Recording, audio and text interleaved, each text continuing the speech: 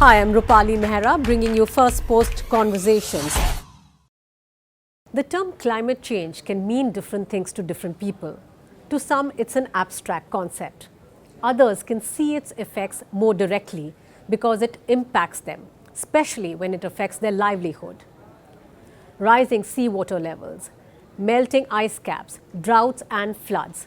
These are the real changes due to climate change that we are witnessing across the world. And India faces a particular challenge because at one end there's a need for rapid economic growth, and at the other end there's a need to limit our temperatures. There is no denying that our current way of life is unsustainable. India needs to do much more to mitigate the risks of climate change at every level, at the policy level, at the research level, and by each of us. But why should the common man care? And what can really be done to make a difference? That's the topic of debate today on Firstpost Conversations with me, Rupali Mehra. Joining us on Firstpost Conversations today is Dr. Raghu Murtugudde, an earth system scientist based on whose predictions climate stakeholders make decisions and policies. Also joining us today is Varun Deshpande, who heads the Good Food Institute in India and is an advocate of plant-based food and clean meats. And Ravishankar Mantha, who is an advocate using big data to transform agricultural production as we know it today. And Kavya Narayanan, science and climate change reporter at firstpost.com. So welcome and thank you for joining us this morning. I'll start with you. In October 2018, our IPCC report spelled out that we just have about 10 odd years before we can reach or keep the 1.5 degrees Celsius cap when it comes to climate change. Now the report also says, and this is a bit technical, that to stay at the 1.5 degree cap, man-made net global carbon dioxide emission would need to be reduced by 45% by 2030. Now to an expert, this is a real and pressing issue, but what does it mean really for a common man or a larger audience? How can you contextualize it? Yeah, so the original report, the Stern report and so on said 2 degrees C above the pre-industrial level of temperature was kind of a dangerous level. That's based on some past climate knowledge that we have from various so-called proxies of past climate variability. And if you look at the Holocene, since the last ice age, the last 10, 12,000 years, where the modern human being agricultural societies really evolved, half a degree change had made big differences in the civilizations along the way. So the idea was to see, there we are saying 2 degrees centigrade is dangerous, but what would happen at 1.5 degrees? Because then you can contrast, if you go up to 2, what worse things happen. So that's kind of the context of considering where we are in terms of carbon, where we are headed, and how soon we will get to 1.5. And carbon, the big thing about that is that it's not just the concentration. Because it stays around for multiple centuries, we keep building it up in the atmosphere. That's why you have to look at the target of how much carbon we can really put from now till then. Right.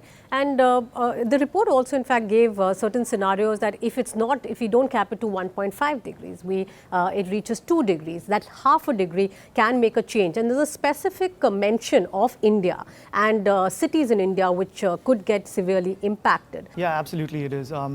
India is one of those countries that needs to principally transform ourselves over the next decades.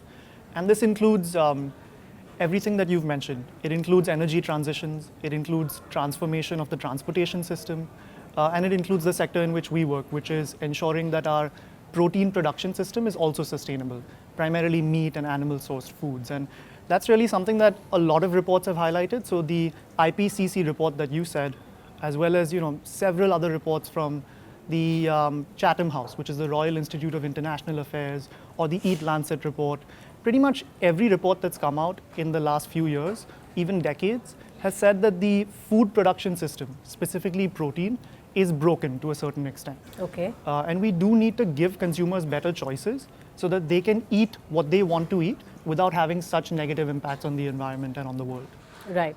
We also talk about, you're talking about sort of linking it also to the economic cost, to decisions that we make and the way we live. That India is already losing 1.5% of its GDP annually because of the effects of climate change. Now, what does it mean for India's agricultural production, and how can we stem that? I think one of the things that we are seeing on the ground today is that the sowing patterns are constantly changing season by season. Yeah?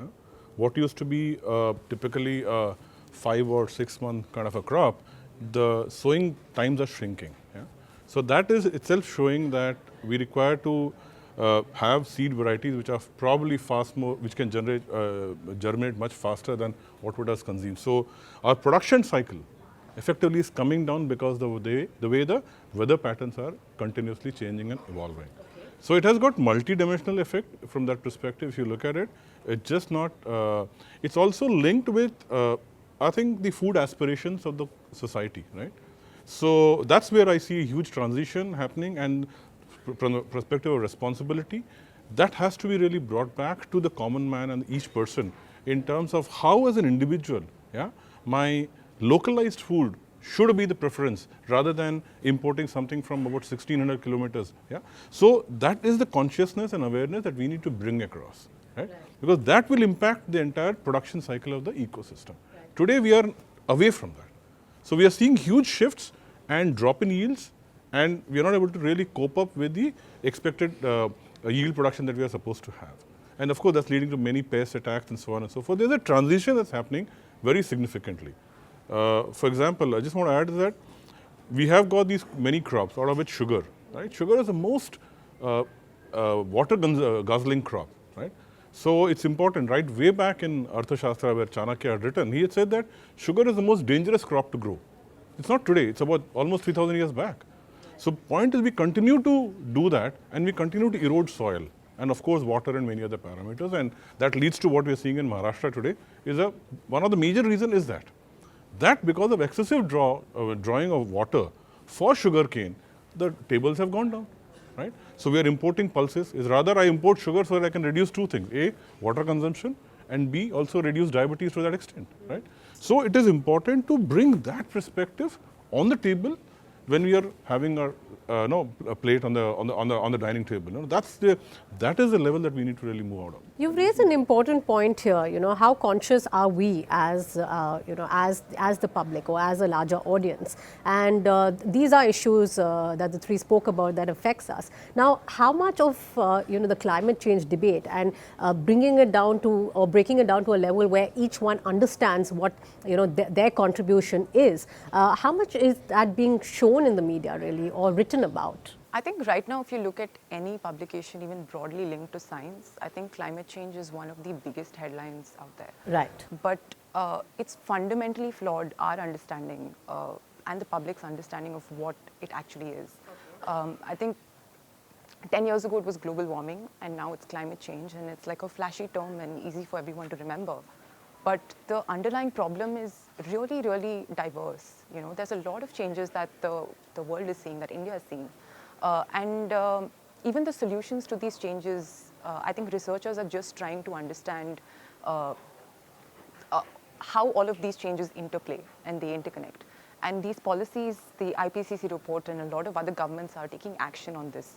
But I think it's worth ensuring that we have the right facts, and that the data we have is double checked, because if governments are making decisions based on it, it should be a completely independent and trustworthy data set that we have, which I don't think is what is made available to the public.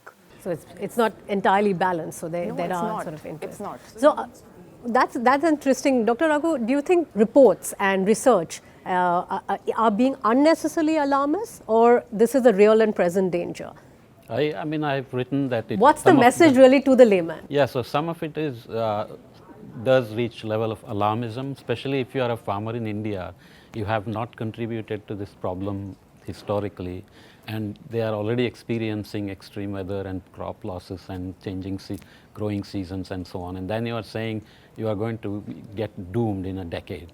So it leads to this reaction of either wait and see or just freeze. And that's not a good thing, especially because that language is not accompanied by solutions, what individuals can do. So you can say change light bulb, drive less, or drive a hybrid car, but that's not good for a farmer. So what are the solutions? What can he or she do on the ground level as an individual to avoid this problem? That's not very well presented.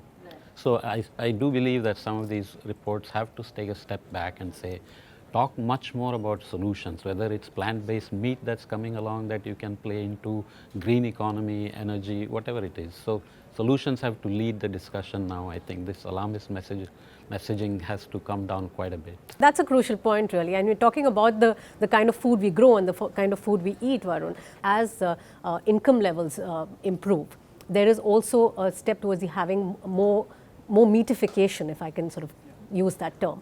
What is sort of the connection between the food we eat and climate change? And if we are moving more towards meatification here in India, what kind of risks that you look at, and what is the solution? That's a great question, and I think one of the things I wanted to address also was the fact that some of these reports don't create solutions, they focus on characterizing the problem, right? With respect to our industry, which is the meat industry, the reason that it is such a big problem, it boils down to one simple equation. It's that in order to grow animals, you have to feed them food. In order to feed them food, you have to use a lot of land to grow those crops. So you have chickens, which are actually the most efficient animal to grow. They take in 9 calories of input for every 1 calorie of output. I mean, just like you and I are metabolizing calories all the time, right? So if we sit and watch TV all day, we'd still be burning calories. So you're essentially growing a living being, and then you're eating some small part of that living being as food. And that results in all sorts of problems, especially related to land use, but also water use and greenhouse gas release. In fact, chickens, which like I said are the most efficient animals, they release more than 40 times more carbon dioxide per calorie of protein than lentils, right? So this is one of the things that people don't really understand about the food that they eat. However, on the other side of that equation, it's not going to be possible to tell people to eat less meat. The idea here is we have to replace what they're eating or give them an option which satisfies them without all of these negative externalities. And that's what you mentioned is plant-based meat, or what we call cell-based meat as well. Ravishankar, you use a lot of big data. Now, how can big data solutions contribute to mitigating the risks of climate change? Give us an example. Most important thing for any business component or decision to be taken is to have access to structured and viable, reliable data sets, right? So especially from the Indian context point of view, I think we see in the ag space, there's a huge amount of challenge, right? For example, the change of sowing season, the dates of sowing season. If you look at the Indian agriculture ecosystems crop calendars, they're pretty archaic, right?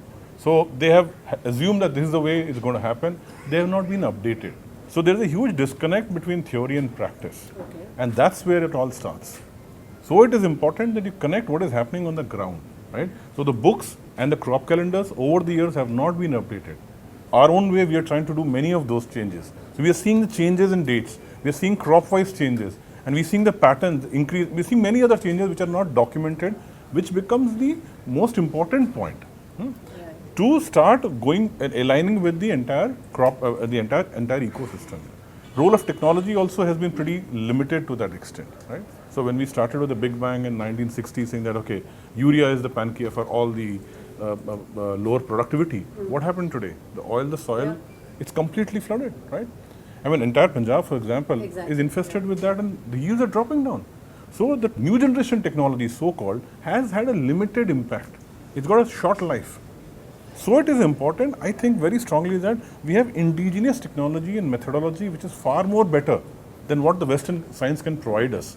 And we have been traditionally aligned with, to be in sync with the climate. We have never been away from climate. However, since we are imposed these Western thought process and ideologies, we are completely moved away from there. So hence we are talking about natural farming, organic and this and that. Country was natural farming. There's nothing called organic. It is all natural farming, which is what existed out here. So we have moved. So it's important we bring those aspects back, and that effort is being done. For example, Sikkim today, it's natural farming. So point is that those are the building blocks which now are coming together, which will help us to bring in the data sets from the field, which will probably give us far more sharper numbers and be much more realistic rather than being alarmist. Kavya, you know, countries, more recently, countries like the UK and I think Ireland as well, have declared a climate emergency, and perhaps other nations will be doing so soon as well. But in India also, there is a significant policy shift when when one talks about renewable energy, clean energy. At the same time, we are one of the sort of largest consumers really of coal, producers of coal, consumers of coal. There is a bit of a dichotomy there. Do you think the shift towards unclean or coal-based energy systems and clean energy, do you think the shift is happening fast enough? Well, I think the idea behind declaring a climate emergency is to put pressure on your leaders to act fast. And in India, we have not done that, and it probably won't happen in the near future because we looked at the manifestos of the BJP and Congress, and there's literally 2 fleeting mentions of climate change. Okay. So, I mean, it could be that, you know, we aren't ready yet to act on it because we have to decide what priorities and where we want to focus our action. But we are not yet making a sustainable shift towards renewables. Because 2 years ago, we heard a lot about EVs picking up and all of that. Yeah. And simultaneously, we are also hearing that coal plants, the growth of the coal industry is actually going upwards and not reducing. So, I mean, for EVs to work, you will have to go back and depend on electricity, which is still being generated largely by coal. And we are, you know, based on the IPCC report, one of the conditions is that India increases their renewable potential to 40% of their energy production. And it looks like we will meet that. But there are also side-by-side conflicting reports saying that, you know, it's not happening the way it should happen sustainably for to see that shift towards renewables away from coal. So policy-wise, it's not easy to break down, you know, which way we are going right now.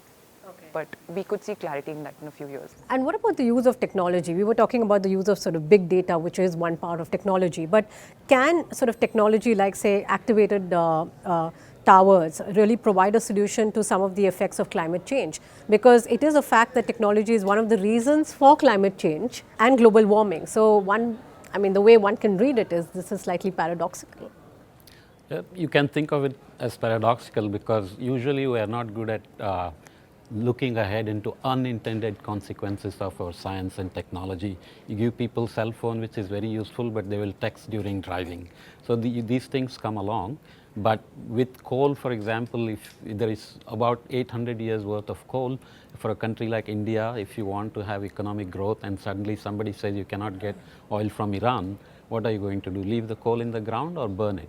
So rich countries are exporting it, poor countries are using it. So there is that aspect. But the burden is then on us also to develop technologies, whether it's carbon capture and sequestration. Coal is used in stationary sources, so maybe we can devise ways to capture carbon there, but particulate matter is much bigger problem which also can be captured. So we have to kind of see all aspects of the problem. We need energy for economic growth, so how do we reduce the energy intensity of the GDP, and how do we reduce the carbon intensity of our energy production?